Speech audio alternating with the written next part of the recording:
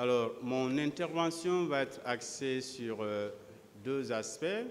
Le premier aspect traitera de l'ensemble des questions que je voudrais poser à l'accusé. Et le second aspect sera axé sur une demande. Alors, cela étant dit, Monsieur Diakité, vous êtes avec nous, s'il vous plaît? Est-ce que vous suivez, M. Diakité? Oui, maître. Merci. Alors, vous nous avez raconté des scènes horribles, effroyables, que vous avez vous-même, si vous voulez, pratiquées. Notamment, vous êtes allé dans un bureau où il y avait des généraux, vous avez cassé la porte, vous êtes rentré, vous avez pris des papiers, vous êtes allé aussi au PM3, vous avez libéré des gens qui étaient, si vous voulez, dans le cadre d'une procédure. Mais je ne vois aucun remords. Pourquoi cela, mon commandant? Pas de remords jusque-là. Pourquoi? Posez-moi la question par rapport au sujet.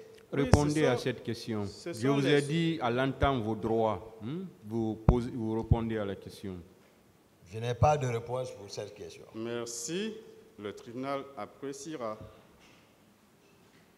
Vous avez affirmé le 19 de ce mois, le jour de votre interrogatoire, que c'est mieux qu'on dise la vérité ici pour que ceux qui doivent rentrer à la maison puissent rentrer et ceux qui doivent rester puissent rester. Je n'avais pas compris cette image de votre déclaration. Que vouliez-vous nous dire par là? C'est pour ça que nous sommes ici.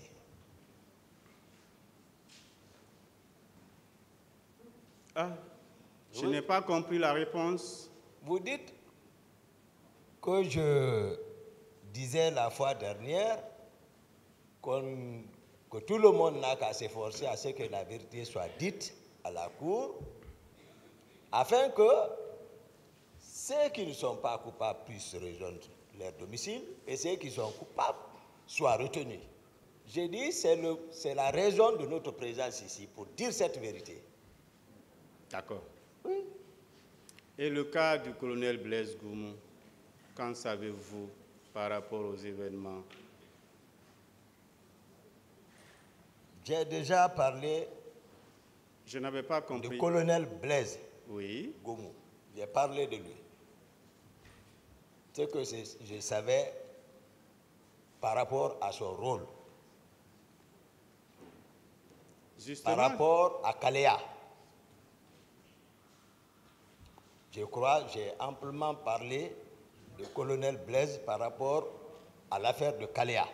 Par rapport aux autres, j'ai dit que je ne l'ai pas vu au stade. Donc, il n'a posé aucun acte pour les événements du 28, mais vous avez des informations par rapport au recrutement à Kaléa. Merci pour cette réponse. Ce que je suis en train de vous dire, ça c'est les réalités du terrain. C'était son rôle. D'accord. Par rapport au ministre de Kaléa. D'accord. Voilà. Merci. C'est très clair. Alors, pour Kaléa, qu'est-ce que vous reprochez surtout à mon client, colonel Blaise Goumou, particulièrement? Je crois avoir répondu ça là ici. J'ai détaillé. Si j'avais compris, je n'allais pas poser la question, mon commandant. J'ai déjà répondu à cette question. Donc, pour Kaléa, vous avez répondu à la question. C'est ça? Oui. D'accord. Alors, est-ce que vous savez que après le recrutement, on avait reparti les nouvelles recrues dans différents camps? C'est vous qui le dites, sinon le camp, c'est devant tout le monde, le camp a été démantelé par le général Sekouba. Alors, d'après nos informations, je voudrais vérifier avec vous, après le recrutement, les nouvelles recrues ont été reparties entre Kaléa, où ceux qui doivent suivre les formations pour être les commandos sont partis. Au kilomètre 66, c'était les fantassins. Et à Kissidougou, c'était la section char. Est-ce que vous confirmez ces informations? Ici, lorsqu'il était question de détailler par rapport au recrutement, j'ai parlé de 2 centres de formation. Oui. J'ai dit il y a eu une sélection par rapport à Kalea et les autres sont restés à l'école de formation de la Marine nationale 66. Ce sont ceux-ci-là qui ont été délocalisés pour envoyer au centre d'instruction de Kissidougou et d'autres se sont retrouvés à Kankan. Ceux de Kissidougou n'ont pas eu la chance et ceux de Kalea n'ont pas eu la chance parce qu'ils ont été démantelés par le général Sekouba Konaté. Ils sont dans la nature. D'accord. C'est ceux de Kankan qui ont eu la chance et qui ont été affectés dans d'autres unités comme les eaux et forêts et d'autres. Voilà. Vous voulez nous dire que ceux qui sont partis dans ces différents camps n'ont pas été recrutés au même moment que ceux de Kalea? Même à la maison centrale, ceux de Kissidougou se sont retrouvés tout récemment là-bas parce qu'ils continuaient toujours autant d'Alpha réclamer leur matricule. C'est connu de tout le monde. Pourquoi Marcel s'est retrouvé ici? Lui-même, il dit qu'il a été accusé comme quoi il était en complicité avec ceux de Kalea, que c'est pour cela que le général l'a fait venir ici. J'ai dit, voilà. Vous voulez nous dire que ceux qui étaient dans les autres camps n'étaient pas recrutés au même moment que ceux de Kalea? Le recrutement s'est fait au même moment, mais croyez-moi, la sélection la sélection qui en a suivi, voilà, c'est ça. Qu'est-ce que les éléments de Kalea auraient fait alors, selon vous, dans cette affaire? Mais je vous ai parlé ici comment ils ont été utilisés. Dans quel but? J'ai parlé de coïncidence. Je n'ai jamais dit que c'était spécifiquement par rapport aux événements du 28. Mais sauf que leur déploiement à Conakry a coïncidé à cet événement et finalement, ils ont été utilisés. Bien. J'ai parlé le groupe qui est venu à la présidence. Je ne voulais pas revenir sur ça maintenant. Le groupe qui était avec les autres, les Makambo, j'ai parlé de tout ça. Ça, c'est des faits devant tout le monde. Ces éléments de Kalea seraient-ils venus à la veille alors de la marche?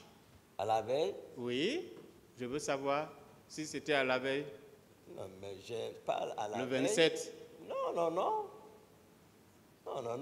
J'ai dit ici qu'ils ont été, depuis avant notre départ sur l'abbé, je ne me souviens pas, 25 ou combien, mais il y a un groupe qu'ils ont fait venir et faire habiter là-bas, et que je suis venu demander quels sont ceux-ci. Il me dit non, c'est le président qui les a envoyés. Et qui était le responsable de ce camp de Kalea? C'est le président. Il n'y avait pas un commandant du camp? C'est le président qui commandait directement, malgré ses charges. S'il vous plaît, je vais finir de formuler la question. Ok, excusez-moi. Je veux savoir, vous voulez nous dire que le président, malgré ses charges, c'est lui qui partait à mélanger le programme journalier, c'est lui qui coordonnait, c'est lui qui faisait nourrir, c'est lui qui entraînait, etc. C'est ce que vous voulez nous dire? C'est de ça maintenant je vous parle. Si je parle le président, parce qu'il relève d'eux, j'ai détaillé Kalea. Ici, vous étiez ici. J'ai détaillé Kalea. J'ai dit ceux qui étaient là-bas. J'ai parlé de qui? Vous voulez toujours que je revienne sur le président, je ne sais pas comment vous l'appelez dans votre jargon. Dans votre jargon, c'est un commandant du camp Kalea ou quoi? Un responsable, le premier qui est là, auquel on a confié le camp. Comment vous l'appelez? Je parle. Le confrère, monsieur le président, est en train de souffler quelques réponses. Je vois sa bouche se remuer. S'il vous plaît. Maître Lanciné, particulièrement. Les conseils, s'il vous plaît. Les conseils, ce n'est pas ici. Vous assistez votre client. Monsieur Diakité, qui était le commandant du camp de Kaléa? C'est ce qu'il veut savoir. C'est de ça que j'ai détaillé ça ici. Qui était le commandant? Celui qui était là-bas permanemment, je l'ai dit, c'est bienvenu là-bas. Lui, Jean Pogomou et Blaise. C'est eux qui ont été chargés de ça. Communication, liaison directe avec le président de la République. D'autres questions, maître?